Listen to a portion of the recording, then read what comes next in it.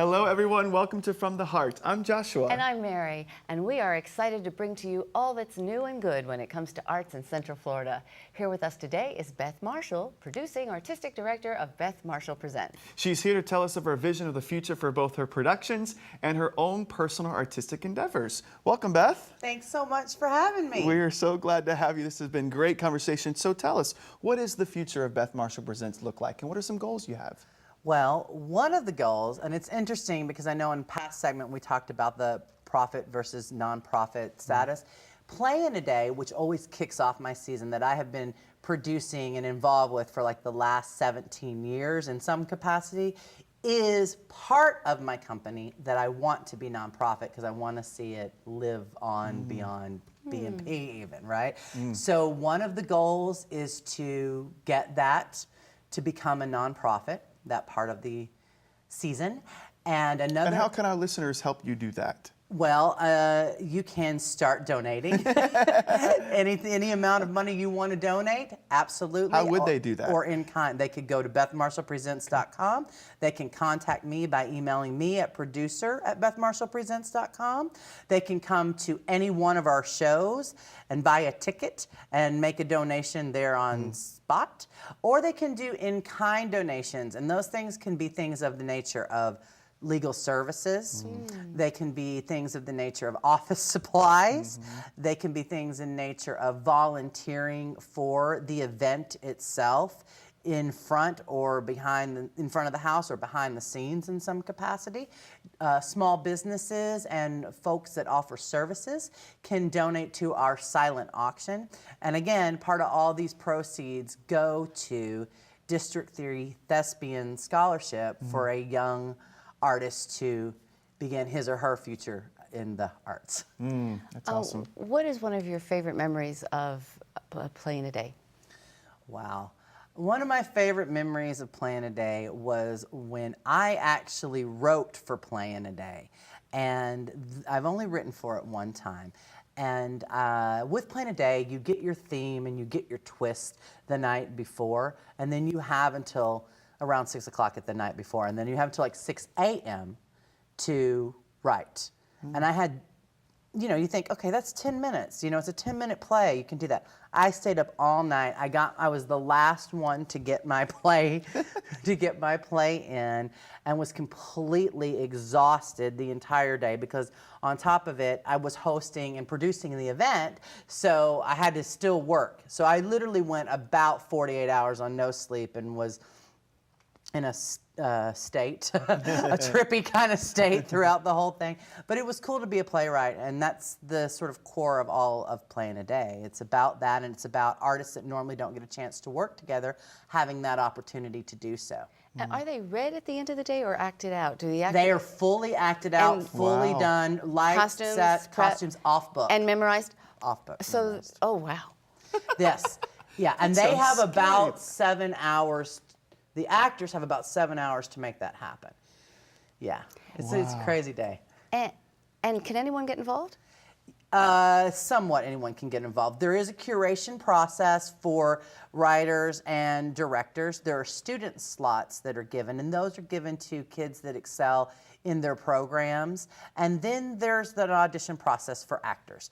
They come out of my season auditions, but if you are recommended or referred to by a veteran artist, we have about 150 artists that work on this project every year, then that kind of gets you in that door quicker. And sort of the rule of thumb, it's not hardcore rule, but we generally go 3 years in a row and then you take a break and let some new people in.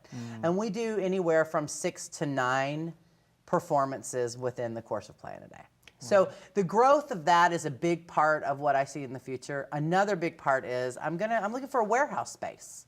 And this warehouse space will be part living resident, part shop for my theatrical productions, and part workshop studio for my coachings and consultations, and maybe somewhat little mini showcases and recitals for my students. So that's in the next probably 3 years. And then to continue to develop new, relevant, exciting works. I'm really interested in works that make audiences feel, and then think versus the other way around, right? So when I take a like social political stance, instead of just going, here's the cause, here's what we're trying to get across here, let's look at this human condition and the people who think this way, feel in their shoes. Now, think about the cause. And that is sort of my take with any kind of art that I'm doing, whether it's more of a mainstream piece or more of an unconventional piece. How do you feel the outcome is different by going at it? I think it makes it a bit more universally accessible. The way I look at it is when I was little and I found that tribe and sort of decided that I'm an artist, and I think it was sort of maybe in the same way of someone who realizes they're gay. In that sort of way, I go, okay, I'm an artist. I'm a little different than this, what is the norm is seen to be, right? So I might have to work a little harder for people to take me seriously because I have this color hair or these tattoos or these piercings or something. So what do I have to do to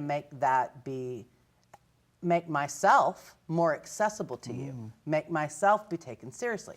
So I took what I learned as a person and made that work in my art the same kind of way as when I produce or direct or act in it. So that's how I approach it. Wow, that's a great Yeah. point. So if you're looking ahead to the future, what are some works that already exist that you think Orlando needs to see, has to have, that Beth Marshall Presents wants to bring to us? Well, we're bringing one, which is The Whale, and I keep talking about that. That's Samuel Hunter's work, The Whale. It's a very relevant piece. It's about a 650-pound man who is a recluse in his apartment, who is also an English teacher online, who has an estranged relationship with his daughter, and how they do or don't repair that, and how the world views this person up close and personal. So what I like to do in the art that I pick, and I don't really know what my future seasons are, or I would tell you, I would go, here's a little teaser. We're having auditions coming up for this current season, so I can't think past that at this moment. But it will always be something that makes people go, okay, I'm seeing this culture or this subculture or these people in a new light. And you can put yourself in their shoes. And that you can put yourself in their shoes. And that is thing one. And then thing two, I kind of tend to go for works that have really strong tour de force, stellar acting opportunities for actors.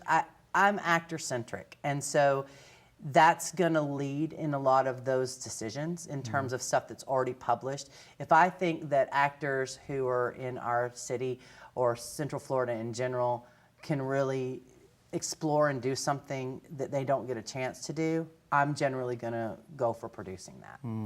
We Same love- thing with the original work. We love that about you. And expect no less. The future's bright for Beth Marshall Presents, and thank you for all the great art you bring to our community. Well, thank we're you very for giving us thankful. this Thank you, my friend. opportunity Thank to you. sort of Absolutely. platform and get it out there in these conversations. Great. Yeah, come back sometime. I will. Thanks for joining Joshua and I, and we sure wish our talk with Beth could have been longer. We hope you'll go experience one of Beth Productions, and when you do, if you see her, tell that Mary and Joshua say hello. From the heart.